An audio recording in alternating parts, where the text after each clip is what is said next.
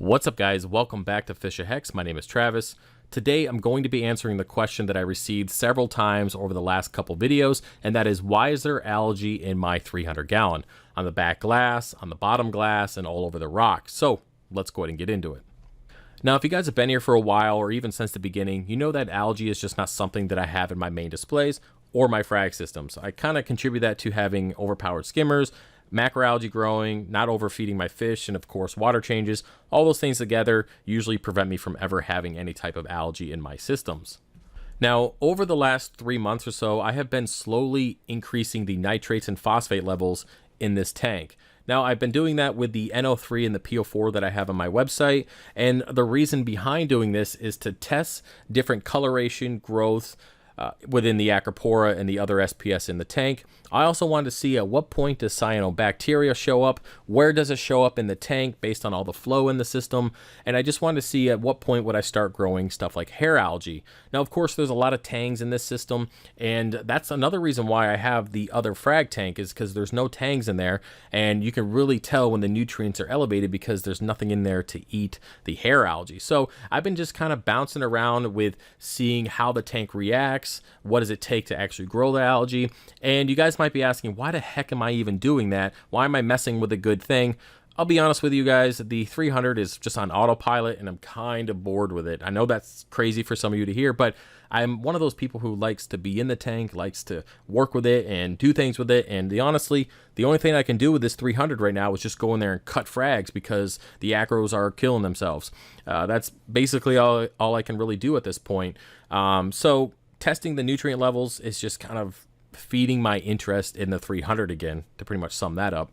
Now, because it's only been a few months, I don't have a ton of data or I guess reliable sources on why there are certain changes in the tank already. But I will say right off the bat, when you kind of mismatch that balance between nitrates and phosphates, like I said, I like to stay between 3 to 5 ppm of NO3 and about that 0.07 and 0.15 of the PO4. If you say drop the NO3 down to 1 and increase that PO4 to say 0.19 or even 20, you definitely notice changes in polyp extension, coloration definitely gets a lot darker, and then of course cyanobacteria. The overall health of the tank just doesn't look good when that balance is off. So that's what I've been testing to see if I let the nitrates, of course, not completely bottom out, but see when they get low, see what happens when I have elevated phosphates. And now I'm working on the opposite with elevated nitrates and lower phosphates. And of course, this all takes time because the system has to slowly make the changes so I don't kill off anything. And that's kind of my goal too. I want to do these tests, but I don't want to kill anything in the tank at the same time.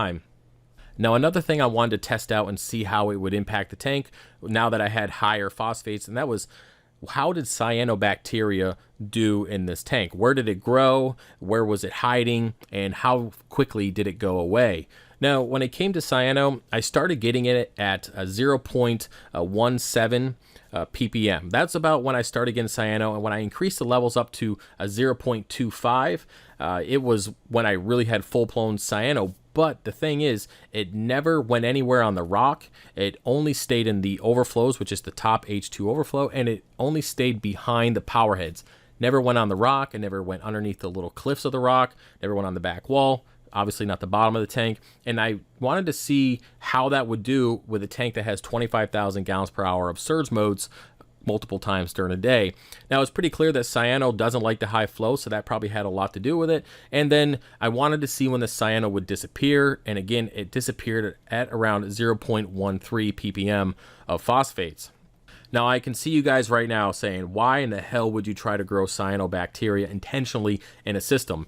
And as I mentioned before, this is just my way of fueling my need to grow and learn in the hobby. And because this is my only display tank, all I have left in here is the frag system. And of course, that's for the business. So I'm not going to go in there and intentionally mess with frags in that tank because that's kind of how I make a living. I don't want to be doing that. So the 300 is all I got. I don't have the 30 gallon anymore. So that's why I'm in there trying this stuff out. Now, currently, I am slowly bringing down my phosphates. I'm at about 0.07. I want to try to get it down to 0.04, 3 or 4, and that's about as low as I'm going to go because I don't want to bottom it out and kill off any of my acros. And now I'm trying to increase my nitrates. The reason for that is I want to see what it takes for hair algae to start up.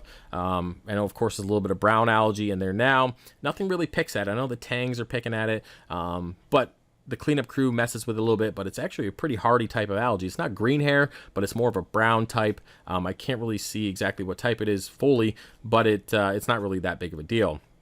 Now, of course, I know that if I bring my nutrients back down to the normal 3 to 5 ppm NO3 and my 0.07 to 0.15 of phosphates, and then I just kind of continue with water changes and normal feeding, the tank will go completely back to normal. And I will do that in the next couple months, but I wanted to kind of see coloration in the tank. I wanted to see how the acropores are going to react. And I will say that the acropores have definitely gotten a lot darker.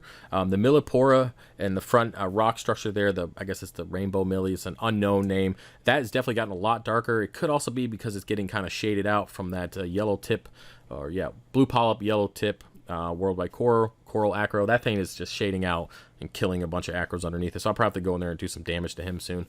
But I'm testing out the coloration, and I will say some of these elevated nutrients, having just a little bit more nitrates, trying to stay up at that 4 or 5 ppm, and just getting that phosphates up just a little bit, but not where it's hitting cyano levels, I'm definitely seeing more coloration, and I like the way it looks.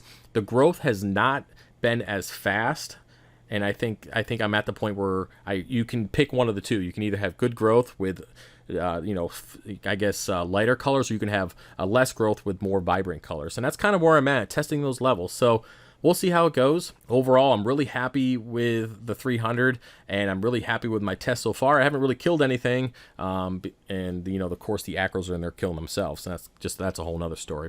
And speaking of acros, the blue tort on the top that I took out last week, that is a Cali tort. Now everyone asks me, why the heck is it not green? I'm just going to answer this right now. It only stays green under 400 par. When it was above 400 par, it stays completely blue. That's it. There's almost no green. Maybe in the shaded areas underneath that millie before, it was a little green towards the rock. That's because it wasn't getting a ton of light. So with that Cali tort, under 400, it's going to be green with blue polyps-ish, and then it's going to be really dark blue, purple above 400 par. At least that's what I found here in the 300.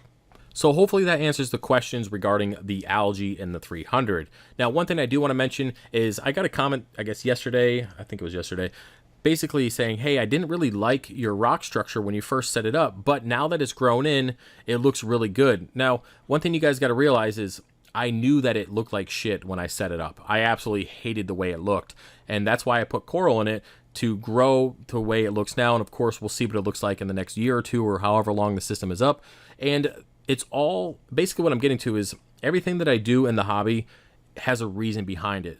Things that happen to the tank aren't just happening because I messed up somewhere. They're happening because I want them to happen. And that's just kind of how it's been for me with this 300, is that I'm planning ahead on everything that I do to make sure I'm prepared for failure, and to make sure I want the tank to grow the way it's going to grow. Now, I will do a video, I think I'll call it planning for the future, or aquascaping for the future, because there's a lot of people who want this look but don't like the way it looks in the beginning, and we can talk about coral placement, all sorts of stuff in that video, and I'll probably make that sometime between now and when I stop hanging out on YouTube, whenever that is. But either way, I am done rambling, and that's about it for this video. So I hope you enjoyed it. If you did, give me a thumbs up, and if you want to support the channel, check out FishOfHex.com, and I'll see you guys later. Peace.